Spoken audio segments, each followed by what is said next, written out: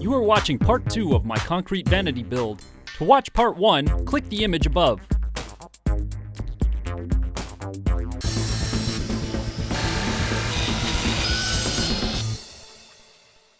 We have our concrete vanity top released from our forms and everything. We still got to knock these sink knockouts out.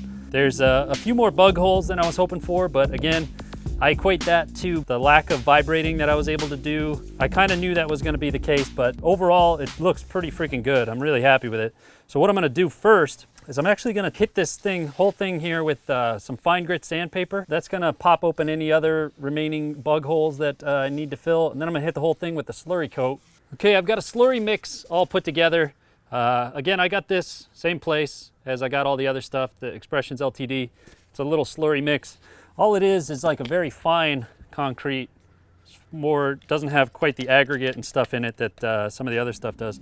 So I'm just gonna take this actually with my hand, and I'm just gonna kind of start rubbing it into all the little bug holes and the voids in the sides, along the sides of the table and along the top, and all the areas basically where there's bug holes. This is just gonna fill in the holes. It sets up pretty quick, so if it's too watery, it should set up pretty quick. If it's too dry, just add a little bit more water.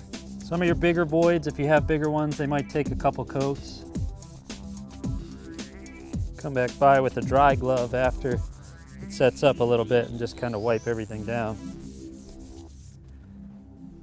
All right, so the bottom of the table didn't come out quite as good as I would have hoped, which is okay because the top came out excellent. So now we just got to clean up the bottom a little bit. So I'm going to use this Turbo Cup wheel, which is a diamond wheel for masonry, grinding masonry down. So I'm going to grind it all down.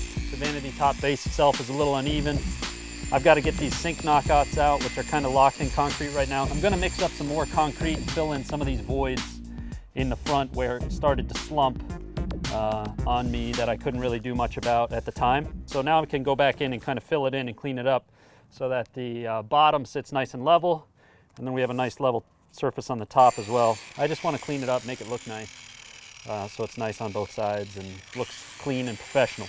We should be pretty good to go. We'll let it set, we'll clean it up, and we'll get this thing sealed. We've got ourselves a fully functional concrete vanity top. Here it is, the finished product of my DIY concrete vanity top. I'm really happy with the way that it came out. I've got the fixture installed temporarily and everything looks good. You know, for a little bit of trial and error and my first time doing this, I couldn't be more happy with the result that I got. And for a bagged concrete from Home Depot, in my mind, you can't beat it. There's a few blemishes in the color here and there, but that doesn't bother me. If I had chosen to do an acid stain, it probably would have covered up a lot of the surface discolorations.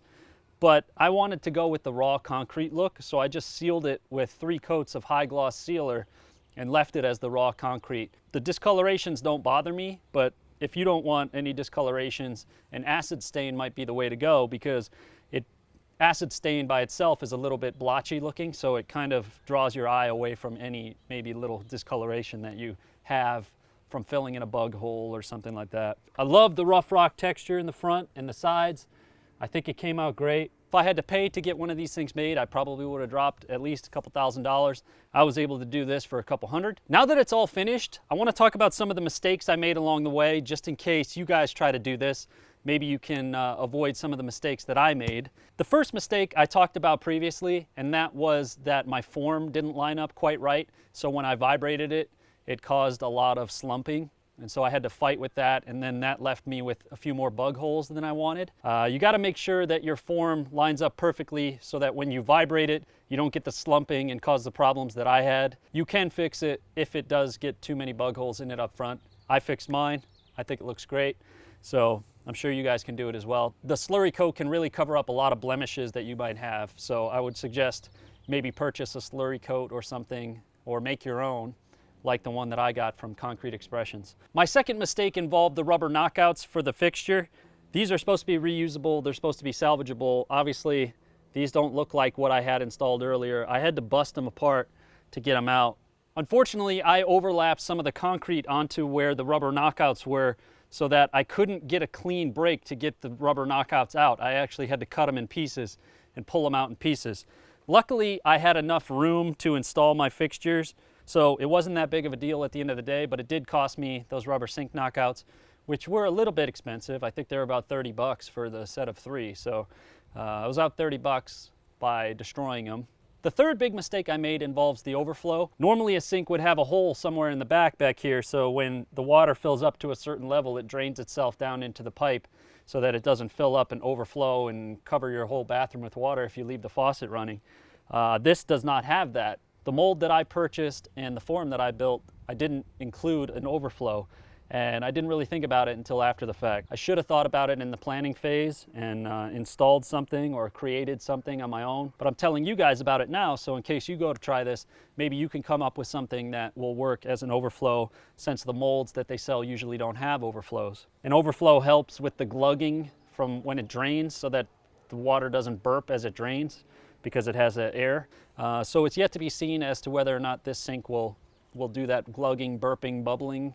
Hopefully not, but if it does require me to do some work after the fact, you know, I'm prepared to do it.